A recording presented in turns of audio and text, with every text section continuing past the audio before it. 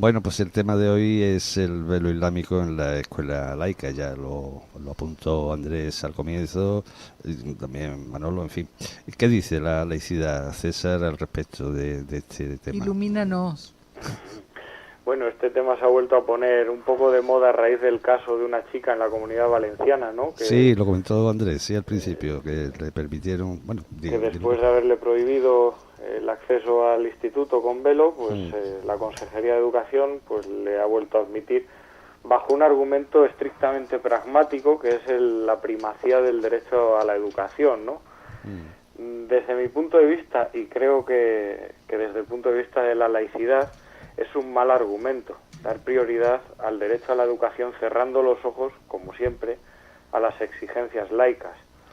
Eh, Ante este tema se pueden enarbolar diferentes argumentos. Uno es el del pragmático, puramente pragmático, eludir los problemas y priorizar siempre el derecho a la educación, aunque ello suponga una intromisión nuevamente de la religión en la escuela, en este caso a nivel de simbología, pero debería primar un argumento de principios. Claro, la laicidad es un principio que conlleva unas consecuencias difíciles de aplicar, pero claras, y una de ellas es que no puede haber simbología religiosa en la escuela. Ninguna. Ninguna, exactamente.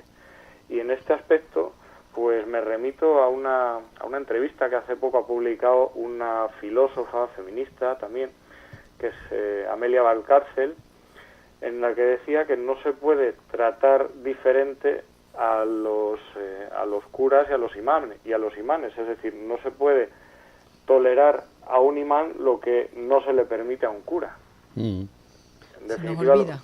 lo que viene a decir es que si no permitimos, porque no se debe permitir, que haya un crucifijo en la escuela, tampoco se debe permitir que haya un velo islámico en la escuela, porque son ambos símbolos religiosos, ¿no? Mm. Por otra parte, quiero aclarar que en este punto no me estoy refiriendo o no estoy entrando a valorar si el velo es un símbolo denigrante o no para la mujer, que esa es otra discusión. Tampoco estoy entrando a valorar si es portado de forma voluntaria o no por la alumna en cuestión, que son muchas Ahí veces hay mucha tela que cortar, son, César. son muchas veces discusiones en las que nos perdemos Mm. el asunto principal. El laicismo no entra a valorar eso. Puede entrar a valorarlo el propio Islam, puede entrar a valorarlo el feminismo, puede entrar a valorarlo otras corrientes, corrientes de pensamiento, pero el laicismo no entra a valorar eso, simplemente asume que es un símbolo religioso, sin más, y como tal símbolo religioso no puede tener cabida en el espacio de la escuela, ¿no? Se lo digo. No me sale. Bueno, pues entonces no lo digas. Ceñirnos a la ley y a Ah, la Constitución. Ceñirnos a la ley, a la Constitución y a Claro. los principios del laicismo. Ujú. La escuela debe ser laica y eso significa que tiene que ser absolutamente impermeable a la pretensión de todo tipo de clericalismo religioso de apoderarse de ella, ¿no? Y a mí me parece un error ceder continuamente a los envites del clericalismo religioso en el ámbito escolar. Parece como si los poderes públicos, llámense Consejo Escolar del Centro, llámese Consejería de Educación de una comunidad o llámese Consejo Escolar a nivel nacional, continuamente están cerrando los ojos ante este problema, cuando lo que deberían hacer es prohibir la intromisión de la simbología religiosa en la escuela en todas sus facetas. Y esto no supone anular el derecho a la educación, como parece que nos hacen ver, ¿no?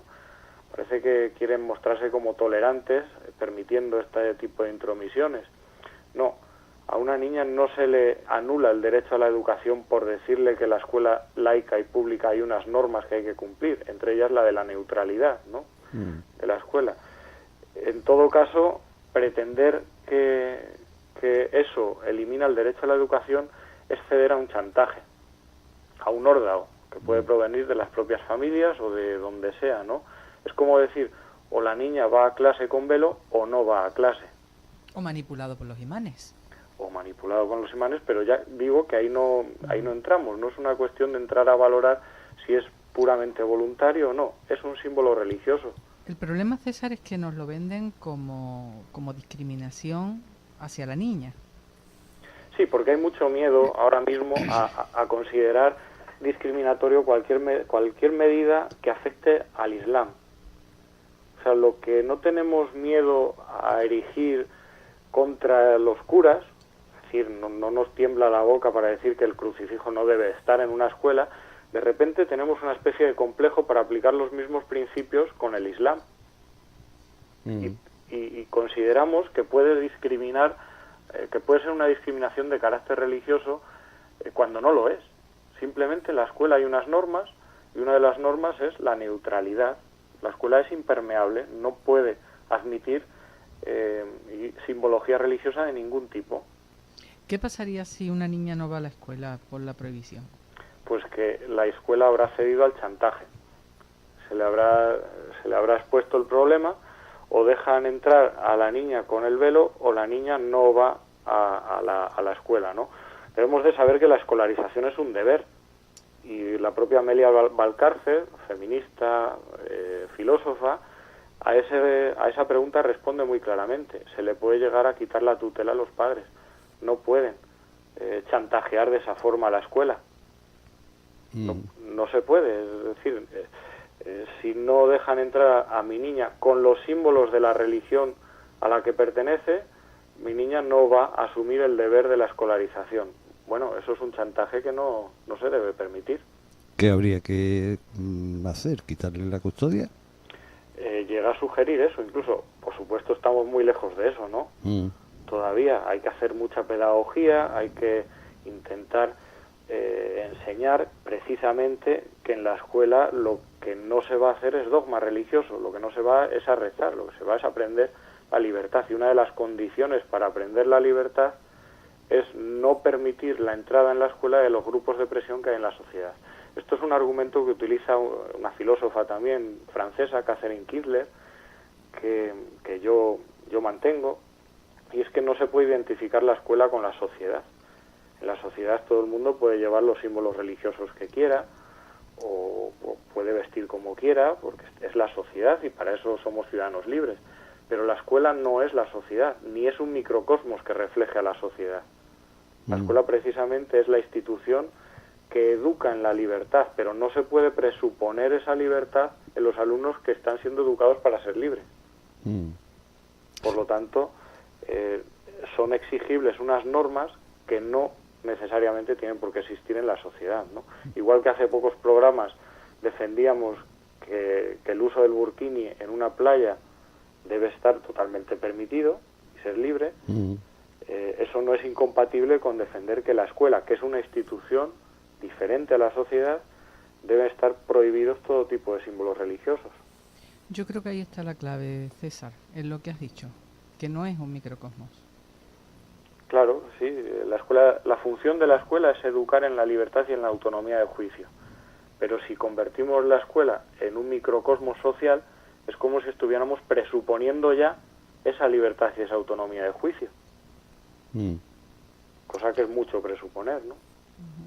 Y quien defiende que la escuela no sea una burbuja como la estamos definiendo ahora, sino que sea bueno, pues que entre lo que hay en la sociedad, pues no sé, que se hable, yo qué sé, de todo lo que hay en la sociedad. ¿Qué opinamos nosotros? Sí, eso me suena, y seguramente que a ti también, Miguel, a los discursos legitimadores de la LOMCE, ¿verdad?